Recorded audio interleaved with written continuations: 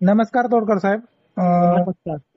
बऱ्याच हवामान तज्ञांनी की पुढील अंदाज असा दिलाय की 18-19 तारखेला मुसळधार असा जोरात पाऊस होणार आहे.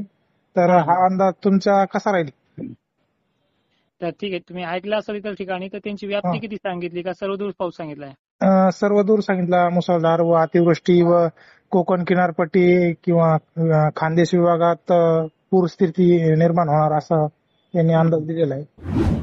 आता चित्र जे आहे हम्म, येणाऱ्या काळामध्ये ते 24 तासामध्ये हम्म, बघायला गेलं तर उद्यापासून संध्याकाळच्या वेळेला नांदेडच्या बहुतांश भागामध्ये हा पाऊस येणार आहे. 19 तारीख खूप लांब आहे.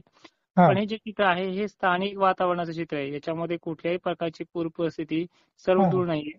दुसरी महत्वाची गोष्ट, याच्यामध्ये पाऊस आहे पण त्याची व्याप्ती देखील कमी आहे. एखाद्या ठिकाणी पडला नांदेड सारख्या लातूरच्या उत्तर भागामध्ये, पालमच्या परिसरामध्ये, तर अशा प्रकारची व्याप्ती आहे. यवतमाळ, हिंगोली, नांदेड, नागपूर परिसरामध्ये स्थानिक वातावरण तयार होऊन हा पाऊस पडणार आहे. तर अशा प्रकारे हे वातावरण आहे. पण पावसामध्ये सर्वदूरपणा आता राहिलेला नाहीये. एक दोन ठिकाणी स्थानिक वातावरण गरमीची लेवल पाहून तो पाऊस पडेल.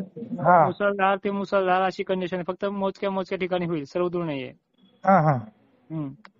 आणि हा पाऊस जो आहे तो 15 ऑगस्ट या कालावधीमध्ये होईल. ठीक आहे. धन्यवाद सर. चालतं.